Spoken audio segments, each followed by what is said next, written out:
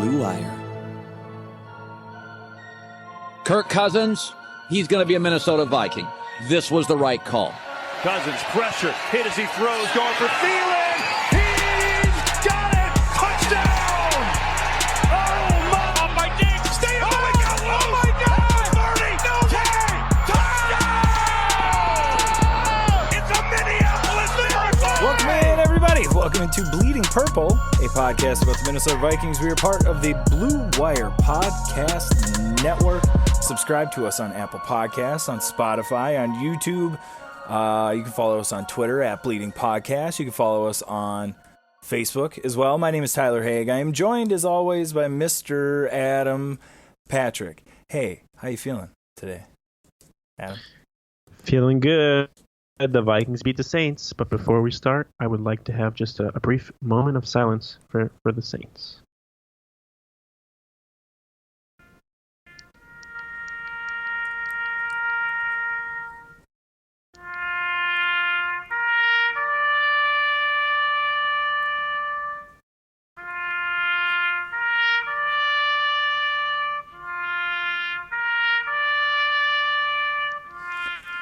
A worthy adversary, no doubt. A worthy adversary, no doubt. But, alas, someone must be the victor, and someone must be the not victor, the loser. Oh, the thank Vikings God win. It wasn't Sean Payton. I cannot believe it, but it is true. The Vikings went into New Orleans, went into the Superdome, and wound up winning in overtime.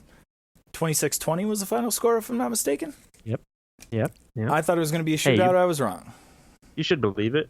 You picked the Vikings to win. I did, and I knew that they could. Yeah. I want to ask you this. Did you think that they could after that very first drive? No. And I Adam Thielen also thought there were several times throughout the game where I was like, oh, no, this isn't going to work. The almost fumble return for a touchdown. Oh. That was tough. Yeah, that was tough. bad. That had me questioning everything. I was like, why am I even doing this? Why am I even excited? This is so dumb. They're going to lose. I want to ask you this. Big picture. Big picture. What will you remember about this game? This is a playoff game. Kirk Cousins' first playoff win. The first playoff Vikings, Kirk Cousins, et cetera, et cetera, et cetera. What will you remember 5 years, 10 years from now about this game, do you think? I think this is just the way Kirk Cousins played in overtime. He stepped up, huge, made great throws, made that long throw to Thielen. He made a nice throw to Diggs to get a first down on third down play. Made that touchdown throw. You know, he wasn't rattled. He stood strong in the pocket. Like he got creamed a bunch of times, and he still hung in there and threw the ball right on the money. He was just great. He did great yesterday. He didn't have earth-shattering statistical numbers, but he had big throws when the Vikings needed him to, and he came up big. He was exactly what the Vikings paid for yesterday. You totally nailed it. He played, that was the exact game. The day that they signed Kirk Cousins was for that game in that situation, and he played exactly how they wanted him to. That's exactly what they signed him for. Yeah, I think what will stand out to me is that drive was amazing. It was everything about Kirk Cousins that I should speak for myself, everything about Kirk Cousins that I have not been willing to give him the benefit of the doubt on. You know, it's a drive where they absolutely need him to be good. It's the end of the game winning sort of a thing. Yeah. I'm not saying I didn't think he could do it. I was ready for them to punt and the defense to have to save them again, which would have been okay. It wouldn't have been the end of the world, but he didn't do that. They drove down. He made big boy throws, and they scored a touchdown and won. It was great. It was amazing. To be fair though, he never gave you a reason to think that. Not that he's only been in the playoffs once before that. Yeah. But he hasn't come up big, at least in a Vikings uniform, against a team like the Saints. I think I saw a stat where he was, before yesterday, he was like 0-15 or something against teams with 13 wins. but that's also not fair because he was with terrible Redskins teams Yeah. through a lot of that. Yeah, just from like the eye test, Yeah. the stuff that he's capable of, that, like on a week in, week out basis, there's 3 minutes left and Kirk Cousins has the ball and they need a touchdown. I'm not putting money on Kirk Cousins getting them the points there. But in that overtime, there seemed to be a little bit, Fire. not that the pressure was off, but that they were all Just kind of playing free. yeah, indifferent to it. Like it was not a big deal. They were just going to go down and win this game and get out of there. And that was really cool to see. Yeah, I think being the 6th seed and knowing that pretty much no one gave them a chance. And that game just allowed the Vikings to just go out there and just do whatever, because what do they have to lose? No one thought they were going to win anyways. 100%. So Do you think that carries over to next week? I feel like it does. I feel like I think Kirk so Cousins too. that we I think saw, it's gonna be the whole playoffs. No one's gonna think they can make it to the Super Bowl. Unfortunately, it's sort of how the Eagles felt 2 years ago when they were quote unquote underdogs, even though they were the number 1 seed. There's a reason that coaches continually bring this kind of motivation up. Us against the world. Yeah, is because it works. Because it motivates dudes. It makes them play. And here we have like a not manufactured, like an actual, nobody really thinks you're that good compared Randy to the Moss rest picked of the Saints to win. It's crazy. And they have it all So- sitting right there. Mike Zimmer, oh man, like they might not even need a Joe Flacco run from Kirk Cousins at this point. I mean, this game is going to be really tough, but yeah, exactly. They have all of their weapons back. Let's talk about that for a second. Dalvin Cook was very good. Madison also very good. Yeah. Well, let's focus on them for a second, and then I want to get to Adam Thielen. The weapons were back. This is the Vikings offense, like as it is supposed to be, right? Yeah, it's what we've been waiting for. It's what kind of happened after that Bears game for a couple of weeks before Thielen got hurt, and then they've kind of had to readjust as everyone has been able to get healthy, and they had that week off, week 17, essentially a bye. Gave people more time to heal up, and I think that helped a lot today because Dalvin Cook looked great, Madison looked great, Thielen looked great. I think when I was writing last night, I found out that 6 of 7 of Adam Thielen's catches went for a first down. Really? So, and the only one that didn't, I think, was his fumble. So, which was unfortunate. He made big catches all night long. He did. He looked like he was back to the version of Adam Thielen that we were seeing when they were winning all those games, and we weren't sure if those teams were good or not, or if the Vikings were all that good or whatever, but now we can kind of see that when they have all their weapons, it is really, really difficult to stop them. And then, on top of that, when you have the defensive game plan thing that they had going on with Zimmer switching the defensive line stuff, all of a sudden Sendejo is playing the nickel corner spot. We haven't seen that at all. Jaron Kearse, I'm sure, wasn't super happy about it. Yeah, Zimmer he did great yesterday with that game plan. That was brilliant. It really, I know it was going to be difficult to win this game, right? But the way they won it leads me to believe that it's not going to take an obscene effort from Kirk Cousins. It's not going to be like Kirk Cousins jumping out of his skin and playing out of his mind for 3 more games. Like they could do this again. I don't want to say, they could replicate this kind of success. Yeah, I think he only had 240 yards passing, so he didn't have 350. They don't need him to do that. That's what he did yesterday is exactly what they need from him. They don't need him to put the team on his back. Just I think Dalvin Cook touched the ball 31 times or something like that. That's a little too much. But it still worked. And even though the Saints seemed to shut Dalvin Cook down a little bit more in the second half, just him doing so well in the first half set up, the Vikings being able to run play action in the second half and just having the threat of Dalvin Cook breaking free. And even Kyle Rudolph, he had a couple of good third down, first down conversions or whatever on his catches too. So they got everyone involved, like we said they should. Like unlike in the Packers game when they just, I don't know what they were doing. They went back to what worked, and unsurprisingly, it worked. It leads me to believe that they were doing that on purpose in the weeks leading up to this. No, they were not.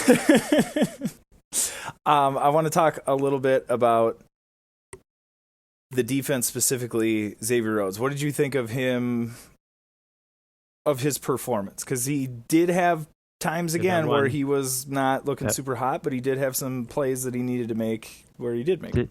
Did have that one where he had the outburst on the sideline after they gave up that big catch. But after that, he played well. He played better. The Vikings are going to need that because their secondary seems to be hurting pretty bad. But he that was probably one of the best games of his season, if not the best. And the Vikings shut down Michael Thomas, who's supposed to be an MVP candidate. Drew Brees, it was crazy. Just an unbelievable performance from the defense. Shut down Alvin Kamara. I think Jared Cook was probably Taysom Hill was the best guy on their offense, and if he's the best guy, then I think if you told Mike Zimmer that's the guy who's going to have the best game out of anyone in that Saints offense, so he'd be like, okay, fine. Yeah. If you would have told Mike Zimmer beforehand that Taysom Hill was going to by a mile have the best day offensively out of anybody on that team, he just said, okay, sounds good. We will take that.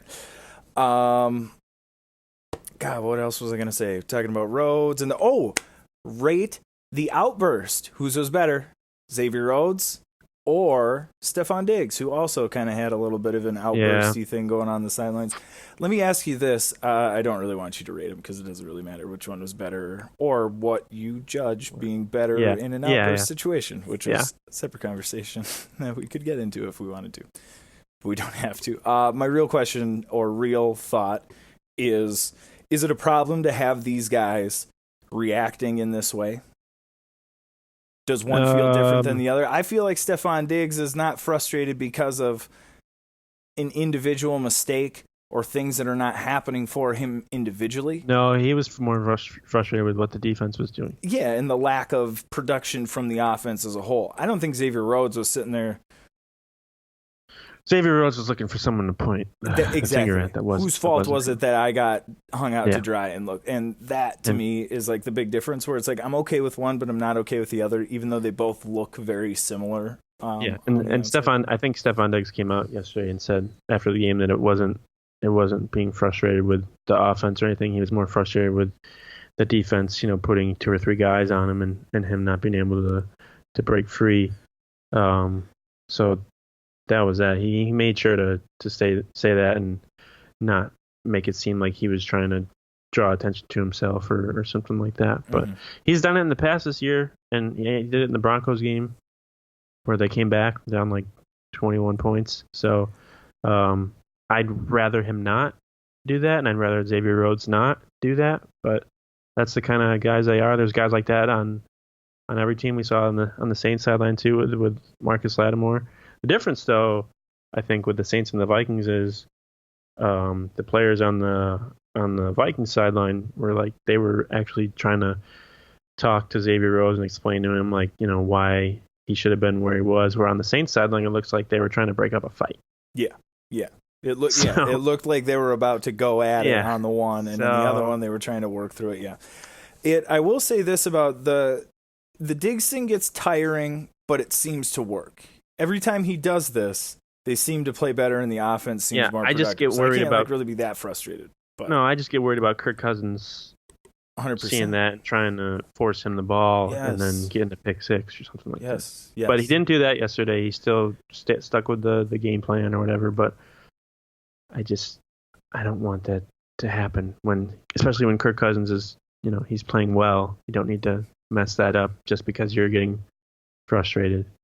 Yeah. But I don't know. I saw that yesterday and I'm like, I don't think he's gonna be on the Vikings next season.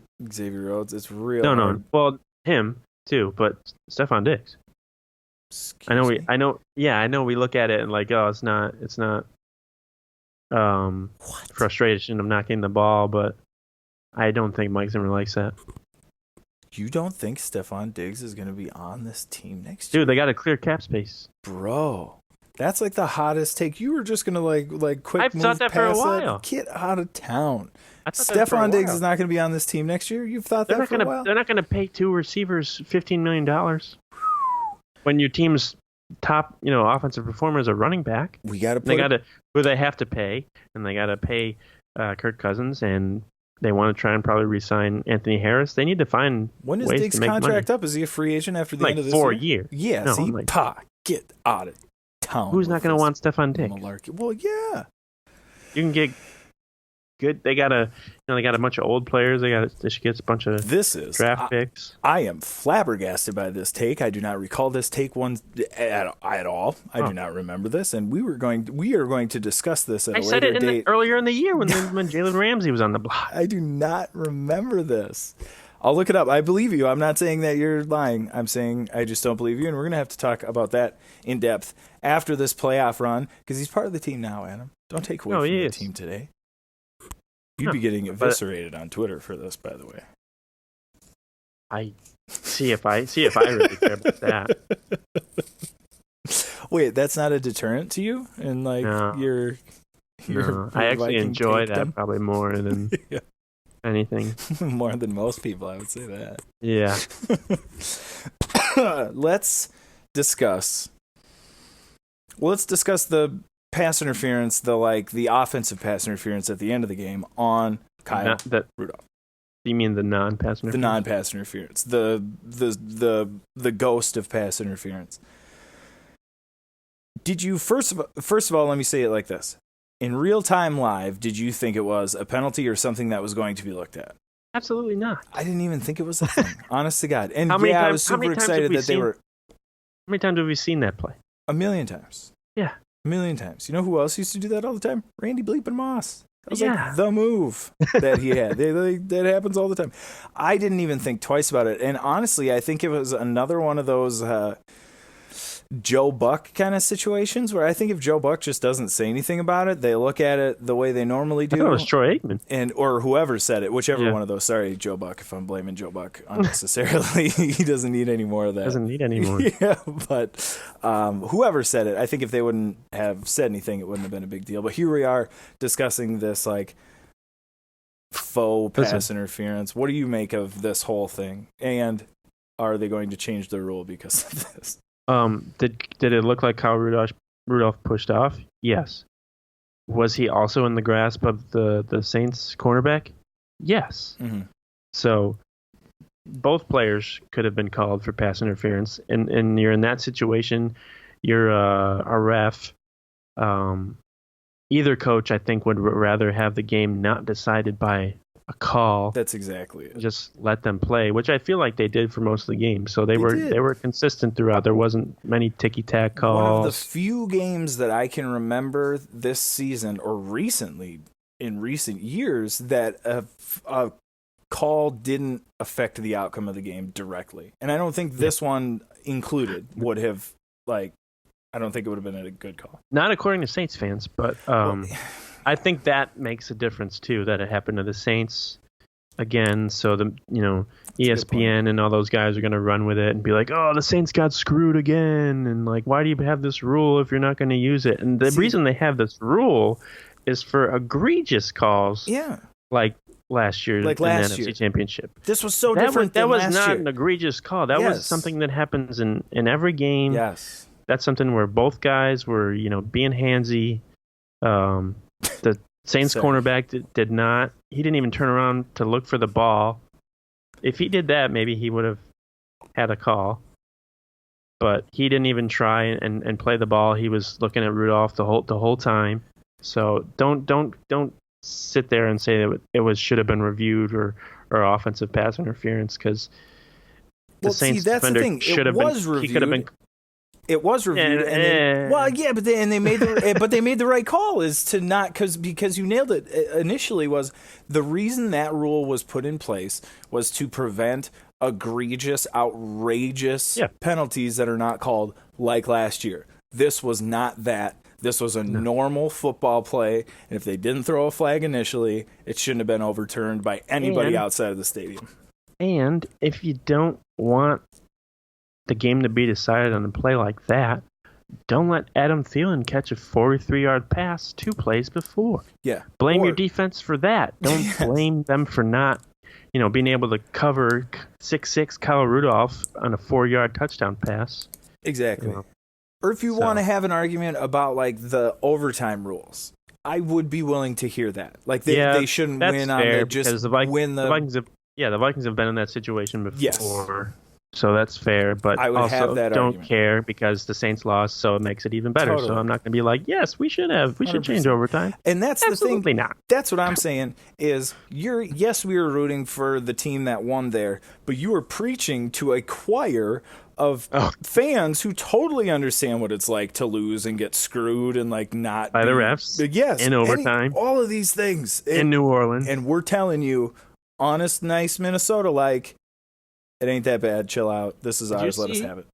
It was some Indianapolis newspaper writer who tweeted out like the Saints have the worst playoff luck ever, and the Vikings have the best playoff. Like, I was like, did you just start watching Do football? your research, pal. And that kind of stuff is like this is what frustrates me. Is it's being presented like oh god, the Vikings always coming out on top in these situations, and it's like no, lifetime of not on top, 2 seasons. The Minneapolis Miracle was actually the very first time things worked out for the Vikings. And they that's seem to one be game, and they got and yesterday was annihilated in the nothing. playoffs the next game. So like, okay, Yeah. that's our win. Is like cool, a divisional. luck. And like, don't get me wrong, I was very excited about the win. I celebrated it. I still periodically watch videos of reactions of it on YouTube. Like, I get it. I'm with you. Oh, but And didn't the that's our Saints big win win. Super Bowl? They did. They have. Yes, That seems to have pretty good luck to win a Super Bowl. 100%. Cry me a river. Right?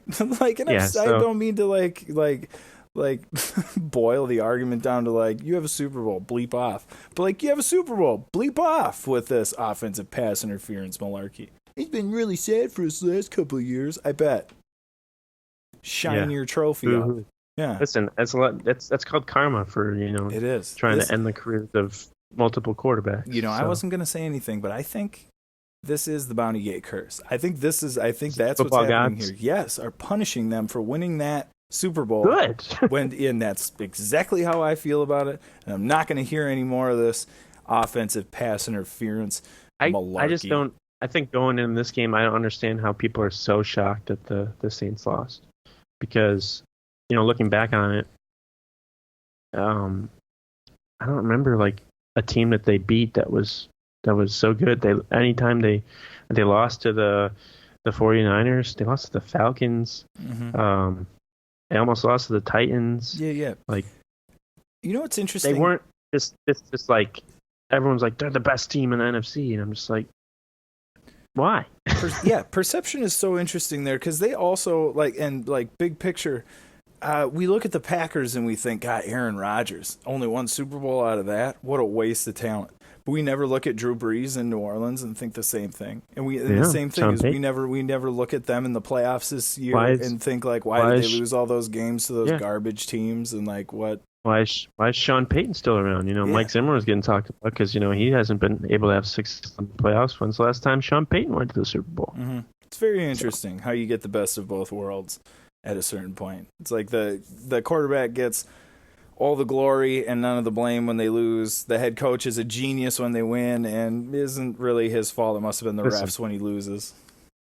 Listen, Mike Zimmer was a genius yesterday. Putting Everson Griffin and Daniel Hunter on the inside was amazing. Dude, could you imagine? And I don't know why No they one haven't thought of it beforehand. And that's so simple to do. 100%. Imagine being an offensive lineman and not knowing where Danielle Hunter was.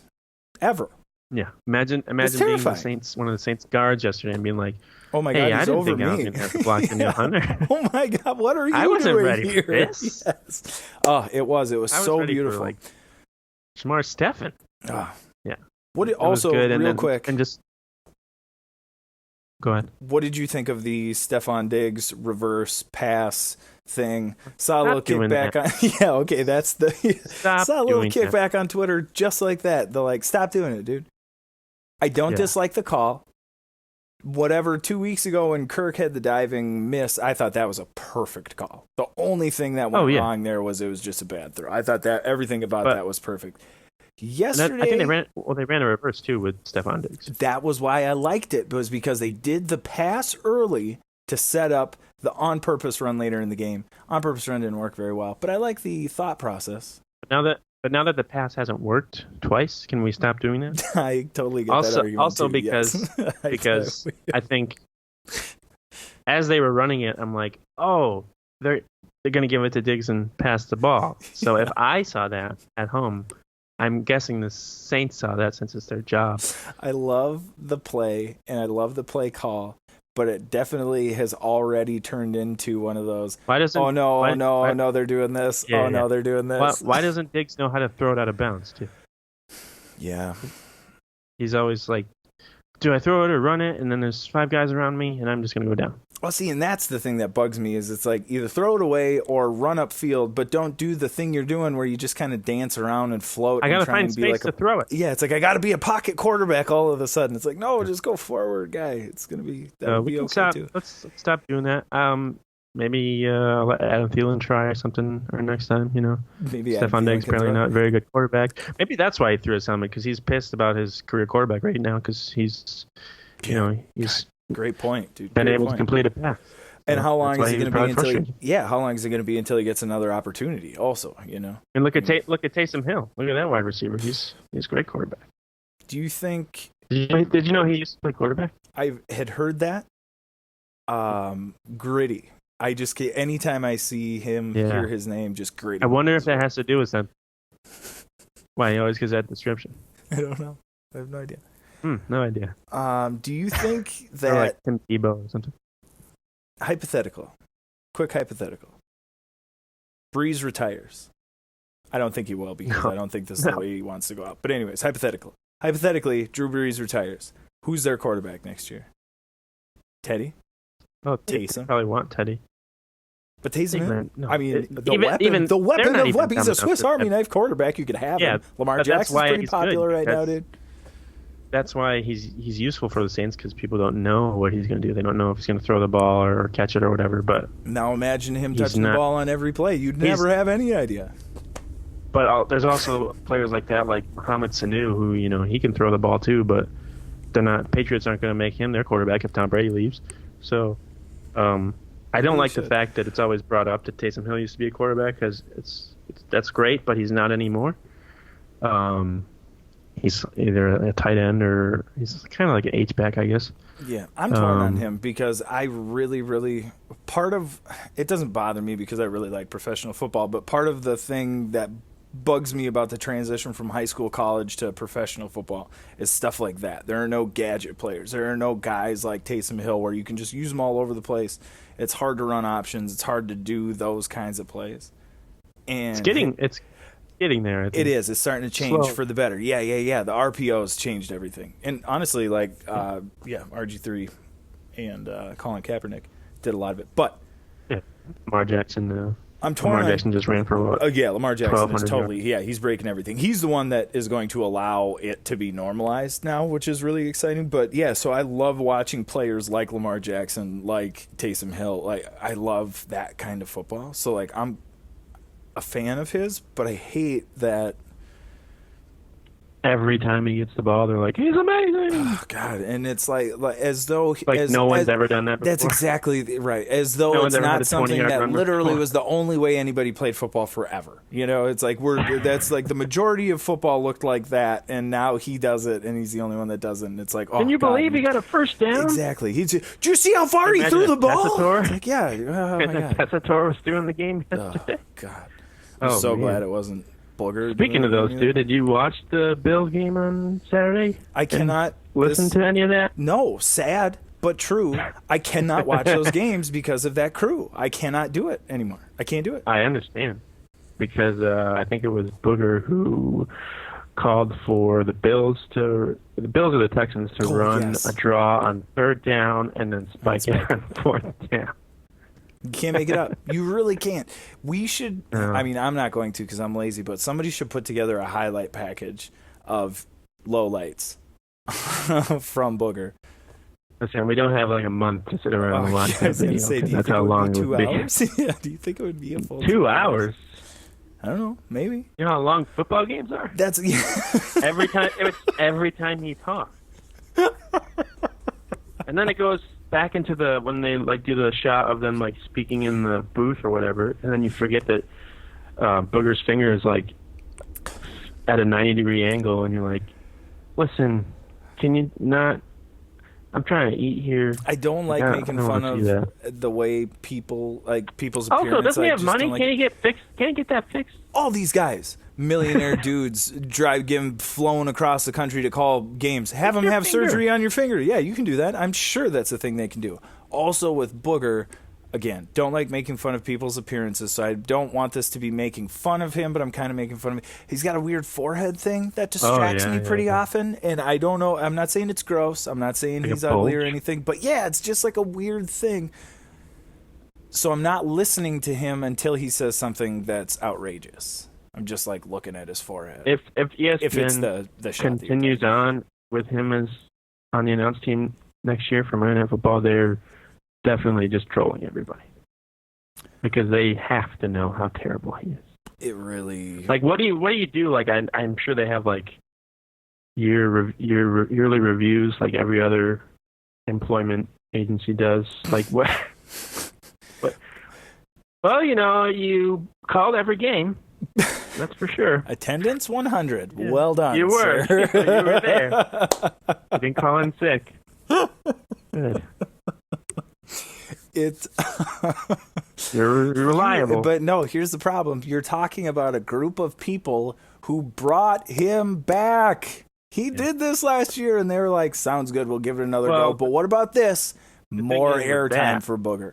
Yeah. The thing is with that, I don't think they realized it last year because he was on the sideline. He was more like a give his 2 cents in on these plays. It wasn't, him talking for the majority of the game. And I'm not going to lie to you, I feel like he still could have a chance to be okay in that Tony Saragusa type role because he does have a lot of the cool, like, that kid's tougher than the $2 steak, like stuff like that. That's awesome. I want to hear that during a football game, but not the rest. Yeah, but not the rest of the Booger stuff is the problem. Not the stuff about football. Yeah, but Booger and the Tony Saragusa, like, I'm just hanging out behind the end zone here. And I'll tell you what, though. something about stuff. Josh Allen and Booger McFarland are involved in the same game. That made for some pretty good entertainment. Just on fire. On fire. The whole thing. Well, let's talk a little bit. I mean, we're going to talk about the game. The next game, because Yeah, the Vikings are still alive, but the Saints aren't. Because the Saints are done and the Vikings are still Saints going. are marching home. The Saints go marching home. Oh, God, we should have opened with that. That's my bad. No, I got better than that. a better idea for the opening. So Yeah, that's true. Yours was better. I think yours was better. I want to talk a little bit about the Patriots. The Patriots lost. Do you think this is the end of the Patriots dynasty? Do you think both Brady and Belichick will be back next year? Do you think it won't matter because they're washed? Do you think it's over? I think they'll be back, but I don't think I think their days of winning the Super Bowl. I don't like to doubt them because they're always like, and they come back and win the Super Bowl. But no. It's got to be over soon, right? Literally 20 years of me being like, they're done. There's no chance. And so I'm over doing that. I'm not going to do it anymore. But they weren't good this year. I wasn't surprised that the Titans beat them on Saturday. I think a lot of people predicted that, actually, especially when the Patriots just lost to the Dolphins. Yeah. But I don't know. Like, if he's coming back, he better be like, can you guys get me like someone else to throw to besides Edelman? Yeah. Because this isn't working. It needs to be better than this. I need some help. Yeah. So I would really like to see them split back. up because I would love to see if they could be as successful apart. See, I don't think that's ever going to happen because they don't want people to ever be able to find that out. Mm-hmm. I think they're going to one retires, the other one's going to retire, and I think and yeah. that's it. Because I hope, as a fan, I hope it's simultaneous. I hope it's the same year and they call it quits and we never know. yeah, because there's people out there that actually think Tom Brady's a system quarterback. Yeah, it's crazy. And because system quarterbacks are good for 20 years. Yeah, I don't know. If you can make an argument both ways, because then you could also, from like a skeptic standpoint, I could be like, well, they cheated. So like Again, but the thing that makes me think they'll still be able to be competitive if Brady comes back is that they're still in the AFC East. Mm-hmm. And they're always going to be competitive as long as they're in that division. Though, unless, they get a terrible quarterback. You're correct on the division, but I was listening to, I feel like it was on the main drag ESPN radio today, like Golick and Wingo or whatever, but they were talking about maybe that's the reason Brady retires, is because his path to the Super Bowl for all these years been like Manning, Roethlisberger, good quarterbacks, but team-wise not the end of the world. Now it's Mahomes and it's Lamar Jackson, and it's these guys are young and going to destroy for years. That all of a sudden got a lot more difficult, and that made a lot of sense to me. Could, but I feel like Brady's someone who would want to go back and see if he can come back and beat those guys. Totally. I think anytime you're talking about a professional athlete at that level being like, no, I'm good on that difficult challenge, I'll just retire instead. They don't do that. That's not how their brains operate. Michael Jordan and Kobe 100%, Bryant. They didn't go out until they literally couldn't Kobe do Bryant anything. scored like 80 points on his last game. Yeah, because he shot 80 times. Dang. Hey. People forget that. He needed 50 shots to get that. We will not slander the Mamba here. But yeah, yeah. I'm really not that big of a Kobe Bryant fan. I don't want to doubt the Patriots, because anytime anyone does, they just seem to. Because you never know. Next year, Lamar Jackson could get hurt, Patrick Mahomes could get hurt, and then the Patriots have a clear path to the Super Bowl. Mm-hmm. Well, and even one of those guys gets hurt, and one game against the Patriots, I mean, that's doable. I could see him winning that game. Yeah, a lot of things can change, and yeah, who knows? Who knows what's happening at this time next year? I also want to mention real quick before we go, because we're going to do a preview for the 49ers divisional round Wednesday, correct? Yeah. Before we go, the Cowboys have hired Mike McCarthy. What do you make of it? Thank you. Yeah, right. That's how it feels to me too. Idiots. Like, did you upgrade from Jason Garrett? Here's the best part to me: is you were trying to. Yeah, first off, what were the Cowboys doing? Like, they had like 5 days of meetings with Jason Garrett before they decided to fire him. It's the best. What like he doing? He had 3 days to beg for his job, and I don't mean that in like a disrespectful way, but like 3 days to be like, here's all the ways I'm going to improve and how we can get the most out of this roster. Well, the word is they wanted to keep him around like in a front office job, but he wanted to be a coach, and they're like, no. So he wanted to be a coach who had been demoted from head coach the previous season was his plan? No. He wanted to be head coach still. Oh. Like, he didn't want a front office job. He just wanted to be head coach or nothing. How could... So. I don't know why would you do that? I don't know. Maybe you just need a break. Whatever. But Mike McCarthy. So, you're the Cowboys. You're looking to maximize the talent on your roster because it's obvious that you have a lot of talent, but you're not really maximizing what you have there. So you hire a guy who literally 1 season ago was fired for not being able to maximize the talent that was available to him on his roster. With Aaron Rodgers, who was healthy all year long. Who was healthy all year long.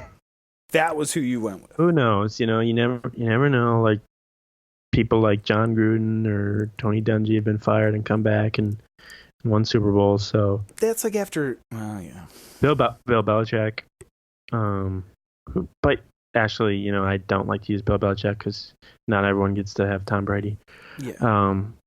But do you know who Mike McCarthy beat out for the Cowboys job? Who?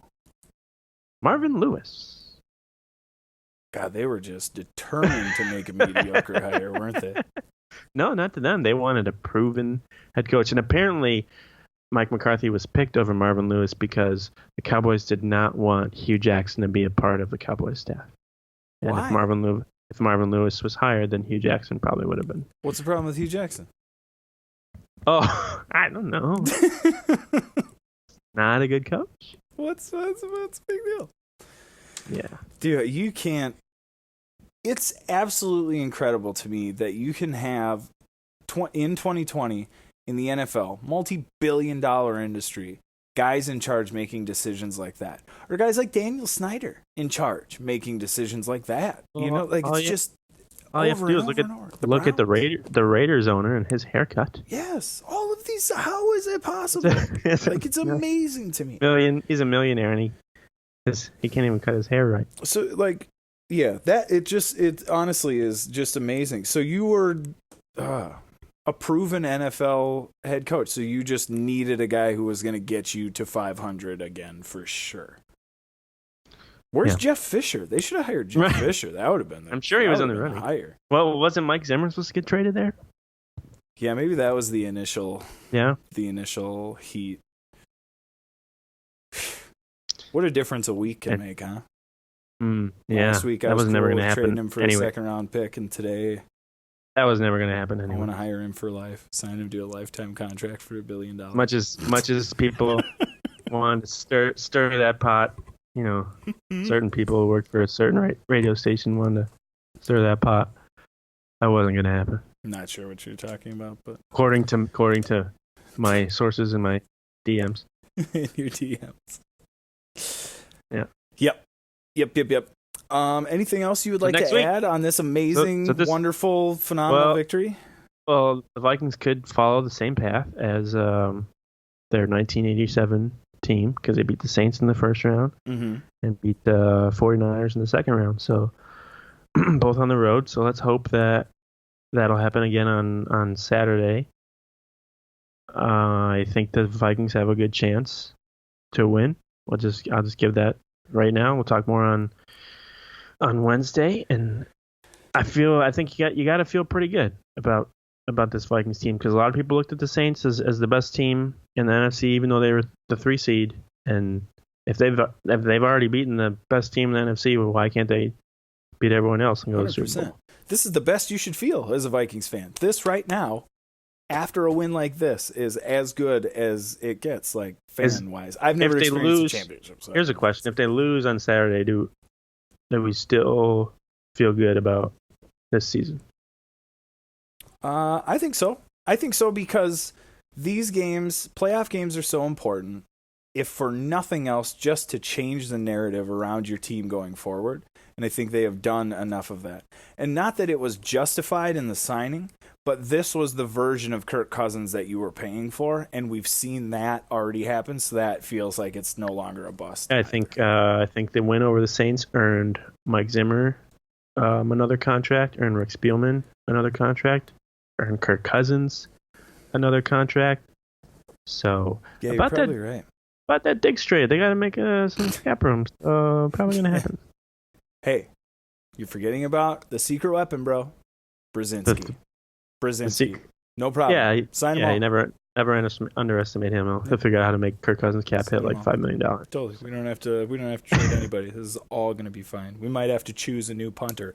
By the way, look out for a new punter next year. No, they're bringing it back. I've already seen people doubting the Vikings, saying like, "Oh, the 49ers must be so happy that the Vikings won. Now it's going to be an easy road to the Super Bowl." I'm like, didn't we just go through this? So we're going to do this again? Go ahead. Let them overestimate us. Keep doing it. Keep doing it. Mike Zimmer will be like, that's okay. We're going to go in and win. That's what I was going to say. It's go for it, man, because this team, that's all they need is a little bit more bulletin board material. They're one of the healthiest teams in the NFC right now, and they're playing good. And their defense is playing very good. And they just threw a new concept at you that nobody's got. Yeah. So have fun. It's going to be fun. Oof. I'm pumped, dude. It's been a good week. Let's go, Vikes. I'm so nervous. Yeah, my heart. Go.